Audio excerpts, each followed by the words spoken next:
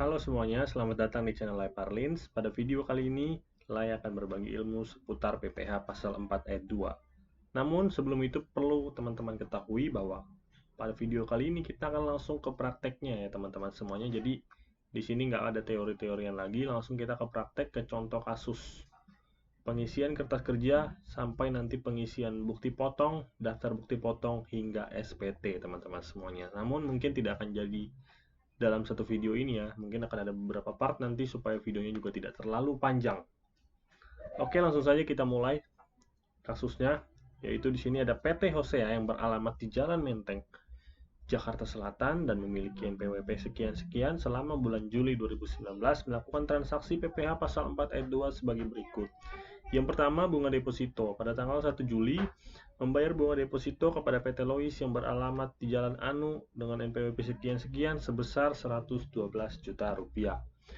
Lalu transaksi kedua, yaitu terkait persewaan tanah dan atau bangunan. Pada tanggal 5 Juli, membayar kepada Tuan Alfonso sebesar 25 juta rupiah atas sewa toko. Tuan Alfonso beralamat di Jalan Anu dan memiliki NPWP sekian-sekian. Lalu transaksi ketiga ada terkait dengan jasa konstruksi. Pada tanggal 10 Juli memberikan imbalan atas perencanaan untuk gudang miliknya 1 miliar rupiah kepada CV Primajaya yang belum memiliki kualifikasi usaha. Perlu digarisbawahi di sini ada kata-kata memberikan imbalan atas perencanaan. Dan si CV Primajaya ini belum memiliki kualifikasi usaha. Kenapa perlu digarisbawahi? Karena itu nanti sebagai dasar untuk menentukan tarifnya teman-teman semua. Karena di jasa konstruksi ini ada beberapa tarif tergantung dia itu imbalan atas apa dan kualifikasi usahanya seperti apa. Oke, kita lanjut ke yang transaksi keempat, yaitu penjualan saham di Bursa Efek.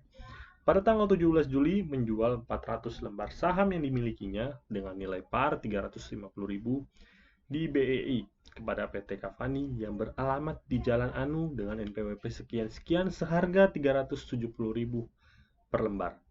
Lalu transaksi kelima yaitu terkait dengan dividen yang diterima orang pribadi. Pada tanggal 19 Juli membagikan dividen kepada Tuan Nuno yang beralamat di Jalan Anu dengan NPWP sekian-sekian sebesar 75 juta rupiah.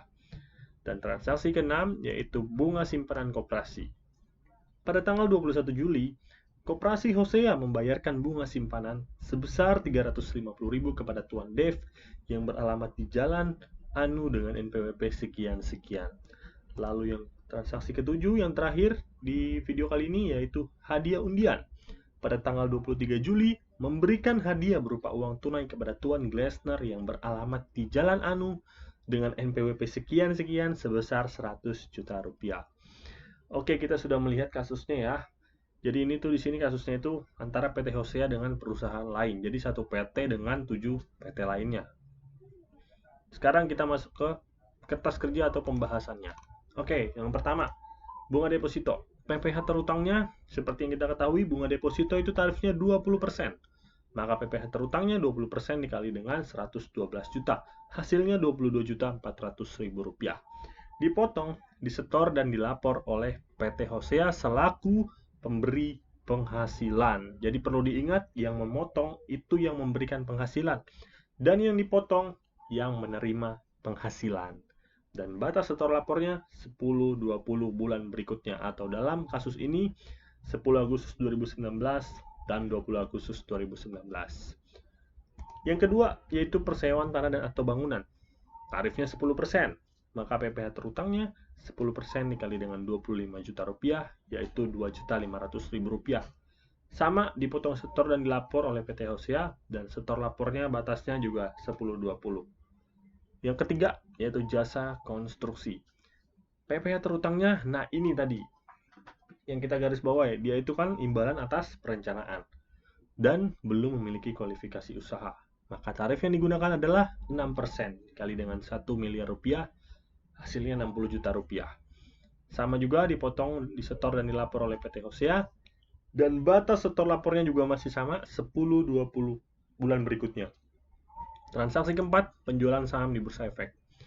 Nah ini tadi kan di kasus tuh ada dua harga ya. Yang pertama harga dari sananya 370.000 dan ada nilai parnya 350.000. maka yang digunakan adalah nilai yang tertinggi, yaitu 370.000. Dan tarif yang digunakan adalah 0,1%. Kenapa 0,1%? Karena di sini dia itu bukan saham pendiri ya teman-teman. Perlu diingat, bukan saham pendiri. Kalau saham pendiri tarifnya 0,5%. Jadi di sini PPh-nya 0,1% dikali dengan 370.000 dikali dengan 400 lembar, maka 148.000. Sama juga dipotong, disetor, dan dilapor oleh PT Hosea. Dan batas setor lapornya untuk saham itu agak sedikit berbeda, yaitu tanggal 20 dan tanggal 25 bulan berikutnya. Yang kelima yaitu dividen yang diterima oleh orang pribadi. PPh terutangnya yaitu 10% dikali dengan 75 juta, hasilnya 7.500.000 rupiah. Ini sama juga dipotong, disetor, dan dilapor oleh PT Hosea, dan batas setor lapornya 10-20 bulan berikutnya. Yang keenam yaitu bunga simpanan koperasi. Tarifnya 10% dikali dengan 350.000, maka PPh terutangnya 35.000 rupiah. Setor lapornya juga sama 10-20. Dan ini dipotong, disetor, dan dilapor oleh Koperasi Hosea. Nah, ini agak berbeda juga ya, karena kalau yang tadi itu kan PT Hosea, yang ini Koperasi Hosea, itu beda badan teman-teman. Jadi nanti ada sedikit perbedaan juga dalam pengisian SPT. Dan yang ketujuh ada hadiah undian.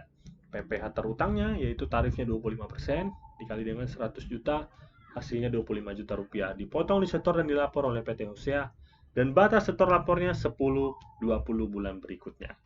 Oke teman-teman, mungkin untuk video part 1 mengenai PPh 4 ayat 2 sekian dulu. Jadi kita sudah bahas tadi kasus hingga penyelesaian kasusnya. Dan untuk video selanjutnya kita akan mulai masuk ke pengisian bukti potong, daftar bukti potong, hingga pengisian SPT dari setiap kasus ini.